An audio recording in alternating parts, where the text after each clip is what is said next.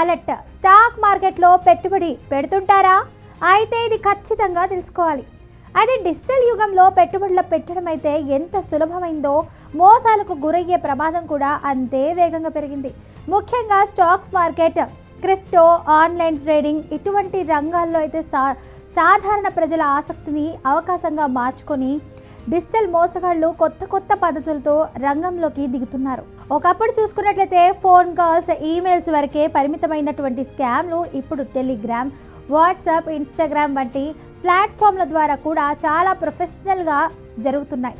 So బయటకు చూస్తే అన్ని నిజమైన పెట్టుబడి అవకాశాలారే కనిపిస్తున్నాయి, కానీ లోతుగా చూస్తే అవి పూర్తిగా నకిలీ, ముందే ప్లాన్ చేసిన మోసాలే. ఇటీవల ముంబైకి చెందినటువంటి 38 ఏళ్ల మహిళ ఎదుర్కొన్న అనుభవం దీనికి ప్రత్యక్ష ఉదాహరణ. ఆమె స్టాక్ మార్కెట్లో పెట్టుబడులపై ఆసక్తి ఉన్నటువంటి ఒక సాధారణ ఉద్యోగి. ఎక్కువ రిస్క్ తీసుకునే మనస్తత్వం లేదు, కానీ చిన్న పెట్టుబడులతో కొంత అదనపు ఆదాయం వస్తే బాగుంటుందన్నటువంటి ఆలోచనతోనే ఆమె ముందుకు వెళ్ళింది. సో ఇక్కడే స్కామర్లు అయితే ఆమె బలహీనతను గుర్తించారు. సోషల్ మీడియాలో కనిపించినటువంటి ఒక సాధారణ ప్రకటనతో ఈ మొత్తం కథ మొదలైంది. సో ఇక స్టాక్ మార్కెట్లో అంటే చిన్న పెట్టుబడితో మంచి లాభాలు, నిపుణుల చిట్కాలతో డైలీ ప్రాఫిట్స్ అలాంటివంటి మాటలు ఆమె దృష్టిని అయితే ఆకర్షించాయి.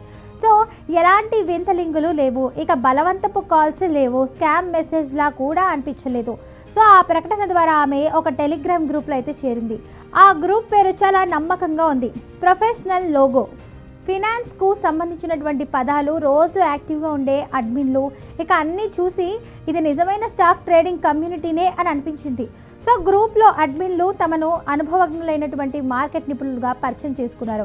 సో ఇక స్టాక్ ఛార్జీలు, క్యాండిల్ ప్యాటర్న్స్, ఇలా లాభాల శాతం, రోజువారీ ట్రేడింగ్ రిపోర్ట్స్ అంటూ ఇలా చాలా టెక్నికల్గా మెసేజ్లు పంపేవారు. సాధారణ వ్యక్తికి ఇవన్నీ చూసి వాళ్లకు నిజంగానే మార్కెట్ మీద పట్టు ఉంది అనే అనుభవం కలిగించడం అయితే ఈ అనుభవాన్ని ఇదైతే సహజము. సో ఆమె కూడా అలాగే నమ్మకం అయితే సంపాదించడానికి స్కామర్లు మొదట చిన్న అడుగు వేశారు. సో తర్వాత పెద్ద మొత్తాలు పెట్టమని వెంటనే అడగలేదు. సో మొదట అయితే 120 రూపాయలు, ఆ తర్వాత 300 రూపాయలు, తర్వాత 500 రూపాయలు, ఇలాగా చిన్న మొత్తాలు అయితే పెట్టుబడిగా పెట్టించారు ఆమెతో.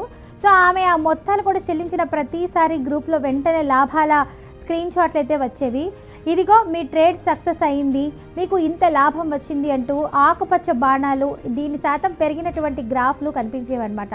సో అంతేకాదు ఇతర సభ్యులు కూడా థ్యాంక్ యూ సార్, ఈరోజు మంచి లాభం అయితే వచ్చింది అని చెప్పి, మీ గైడెన్స్ వల్ల నా డబ్బు డబుల్ అయింది అంటూ సందేశాలు కూడా పెట్టేవారంట. సో ఇవన్నీ చూసి ఆమె అయితే ఒంటరిగా కాకుండా ఒక విజేతలాగా సమూహంలో అయితే ఉన్నట్లు అనిపించింది. సో ఇది మానసికంగా చాలా బలమైన ట్రాప్ అనమాట. సో ఇలాగ బలహీనపరుస్తూ ఉంటారు. మనిషి సహజంగా అందరూ సంపాదిస్తున్నప్పుడు నేనెందుకు వెనకబడాలి అని ఆలోచిస్తాడు. ఇక స్కామర్లు కూడా అదే మనస్తత్వాన్ని లక్ష్యంగా చేసుకుంటారు. కొద్ది రోజుల్లోనే ఆమెకు మీరు మంచి ట్రేడర్గా ఎదుగుతున్నారు, మీ అకౌంట్స్ అప్గ్రేడ్ చేస్తే మరింత లాభాలు వస్తాయి అనే మెసేజ్లు కూడా రావడం మొదలైంది. సో అప్పుడు ఆమె నమ్మకం పూర్తిగా వారిపైనే నిలిచింది అనమాట. సో ఇక డిసెంబర్ నెలలో అయితే కొన్ని రోజుల్లోనే ఆమె వరుసగా డబ్బులు సంపాదించడము, ఇక పంపడము మొదలుపెట్టింది. సో ప్రతిసారి డబ్బు పంపేటప్పుడైతే ఒక కొత్త సాకు, ఒకసారి వ్యాలెట్ అప్గ్రేడ్, మరోసారి అయితే ప్రీమియం ట్రేడింగ్ యాక్సెస్, ఇంకోసారి అయితే హై రిటర్న్స్ ఐపీఓ ఆఫర్ అని. ముఖ్యంగా అయితే గమనించాల్సినటువంటి విషయం ఏంటంటే ప్రతి చెల్లింపుకి వేరే యూపీఐ ఐడి లేదా వేరే బ్యాంక్ ఖాతా ఇచ్చారు.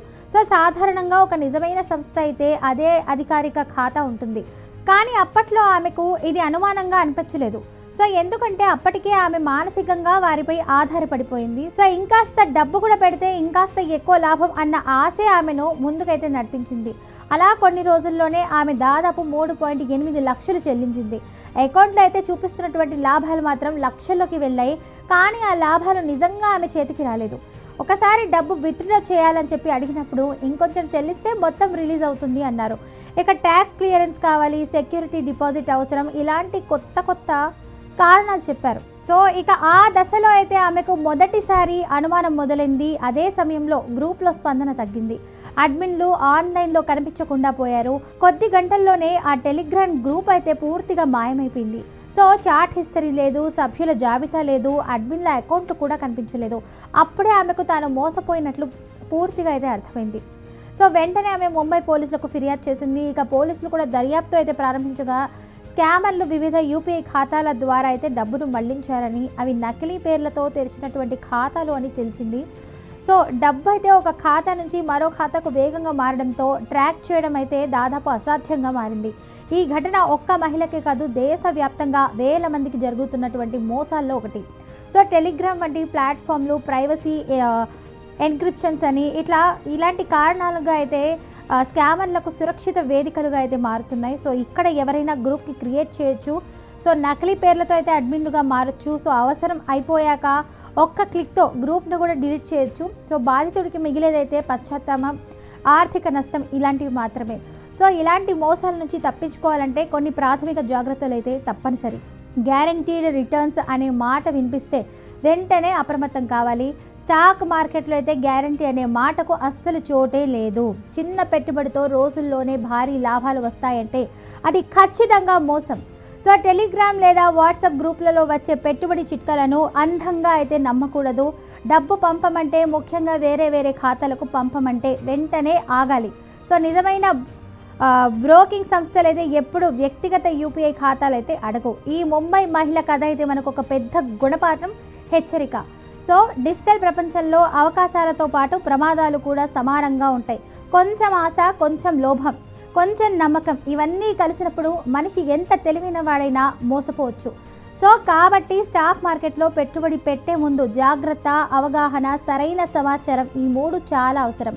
లేకపోతే ఒక్క క్లిక్తో మీ కష్టార్జిత డబ్బు ఎవరో కనిపించని చేతుల్లోకి వెళ్ళిపోతుంది.